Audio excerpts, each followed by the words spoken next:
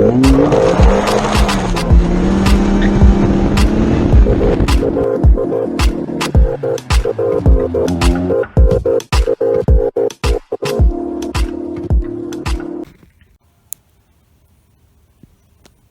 YouTube. Right, I've had a few comments from people asking, you know, what the bloody hell's going on with, do a bit of trickery. Yeah, what's going on with the airbox and why does it look like I've turned it into a jacket potato? Why have I drilled the airbox? What advantages? People commenting that I was just going to suck in loads of warm air, which is technically true. But I mentioned this on a previous video. When I first got a car, again, this car gets the tits ragged off it, it gets up to temperature, you know, or probably beyond where it should be. I mean, that's another issue we'll talk about another day. But I did notice, after taking it out one day, I came back and I actually felt how hot the airbox was. And because if you look, the airbox literally sits bang on top of the engine. And then the main bit where the filter is at the back, which goes into the throttle housing, again, is because it's such a small engine bay. I can see why they've done it, you know, it makes sense, but it's just sat bang on top. So I imagined, or I thought there was going to be quite a lot of heat soak. I mean, it would make more sense if the airbox was kind of over here where the battery was, or over on this side, just so it's not just sat there soaking up all the heat. So first, was the silver foil, not really silver foil, but that's sort of like a heat proof or a heat reduction tape that you can buy off eBay. I mean, it's questionable what that stuff is, but if you look on Demon Tweaks, they sell some of this stuff, and it's basically got like a weaved material behind it, which I imagine is a bit like I don't know if it's still classed, but like an asbestos sort of tape. So it's obviously the fibrous stuff behind the tape, which is obviously got adhesive on, and then the reflective silver foil bit on the top, which is designed to reflect heat. Again, don't know how much it works, but what I did is I took all the airbox off, and even underneath, this is where the filter housing is, I taped that up to try and reduce a bit of heat. The sort of outer chamber, again, that's heat proofed underneath, and then you can see there the holes at the side, at the front, and at this side. They were just designed to get more air into the airbox. Reason why I did this is, originally before I started stripping this car, I had the Japanese ECU on that I imported, which if you read into them, they're actually designed to work with a slightly bigger throttle housing, like the butterfly housing in there, whatever you want to call it.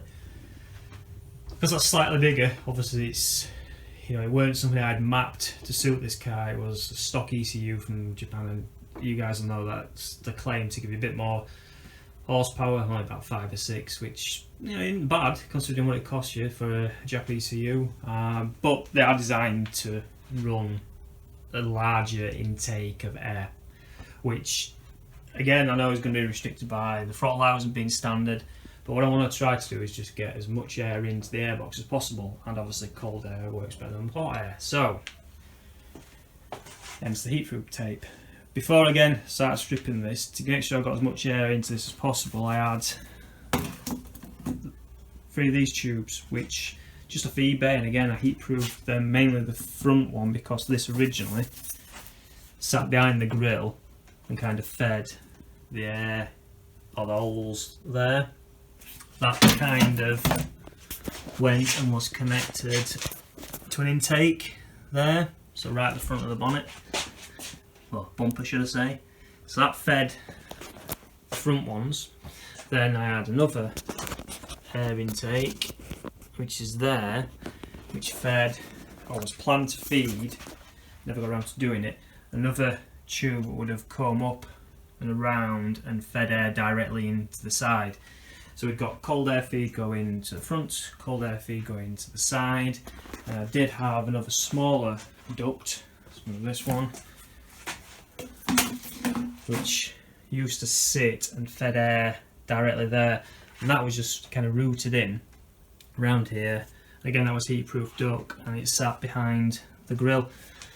So yes, on idle it's going to suck in hot air from the engine, but when driving, which is obviously when you need the air in, there was, in my, as far as I could see, enough cold air getting fed from the grille and the two sort of ports, ducts, whatever you want to call them, on the front. So that's how I got around the problem with the heat. I was running a K&N air filter, which allowed a bit more airflow. Another little mod I did is, and I was intended on removing all this. Again, don't quote me if this is right or not, but this sort of chamber here, I'm only going from experience with Vitaras, which had like a bit of a snorkel effect. So I mean, you guys tell me what this chamber is, but I always thought it was kind of to trap any moisture or any other larger bits, because in this pipe there, the bottom of the sort of tube has got a hole in it to almost let, I don't know, debris, something, moisture go into that sort of chamber.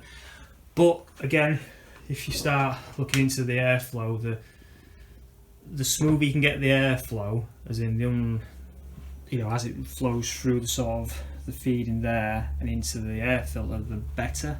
Again, on this engine, you're going to notice any difference. But what I did is I kind of reduced the air turbulence being affected in here by blocking that hole off in the bottom of the tube. I had planned on removing all this, putting a feed directly into the light, or taking the light out and just having a big duct running straight in there and getting rid of all this, because that is, to me, pretty restricted. Again, I've mentioned this before, that when the bonnet's closed, the only sort of air intake in there comes in just through this little bit around the light. But let me show you. Right, so bonnet's obviously opened. Like I was saying, the air intake sits on top of this sort of cross member, but you feed into the engine, or as far as I can see, is through your grill. But that grill actually feeds or gets air to the radiator, not the sort of air intake. So it's only squeezing air in, which is sucking in from round here, but your bonnet's obviously sat on top of that.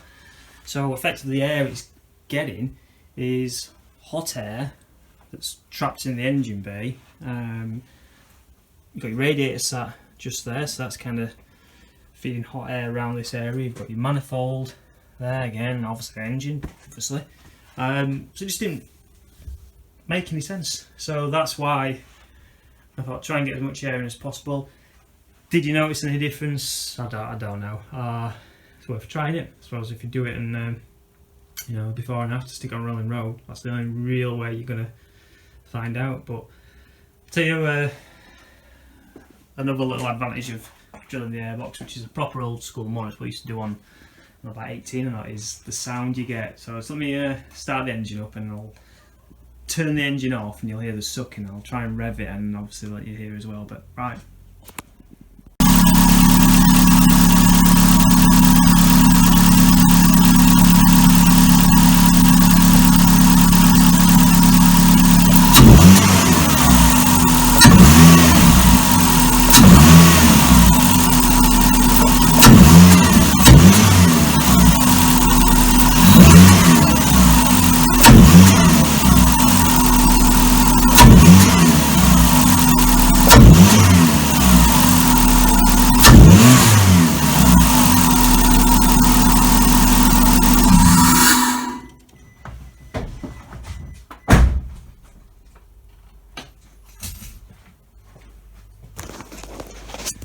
I don't know how clear that is, but when you first dump the accelerator, you get that sort of sucking noise. Childish, I know, but I think it sounds alright. It just, I don't know, it's just me, but you get that, and obviously when you turn it off, I don't know if you could hear that, the sort of sucking air again. So yeah, again, does it do anything? I don't know. It's just one of the things we do when we piss around with cars in it, but give it a go. I mean, you could probably, if you didn't like it or you found it detrimental to the car's performance, which I don't think it did, you're only drilling an airbox, you can easily block them off, or I'm sure you can get another airbox relatively cheap. But yeah, hope you found that useful, entertaining, and that's just me talking shit again. Please like and subscribe, it means a lot. Give me some comments, and as always, give me some shit. If you want to know anything else, or you know, you want to talk about anything else on the mods I've done on the car, you know, it's a pretty sorry state at the minute. It's a shelf, not a car. Yeah, just then drop us a comment, send us a message. Obviously, follow us on Instagram and that, and then I'll try and do some other little videos. But the more I take off this car, the more it kind of pains me, the more I want to keep it, and then that is an option. Do I just stick it in a garage, strip it back, and make it a little just purely track car, which won't be that hard? I mean, it's already, even with the stuff that's left on, it's still a decent little car. But yeah, thanks again. And if we go over here, I think next video I do, I might talk about the gas shock absorbers that are fitted to the Iggy. This is one I've taken off because, you know, idea was to strip everything off and sell it, but you know, if I keep it, these are going back on. But these are awesome bits of kit, not cheap, about £160 a pair just for the rear, and that's one that's off at the minute, but you know, it's not going to be too hard to stick it back on. So yeah, let us know what you think. Thanks again.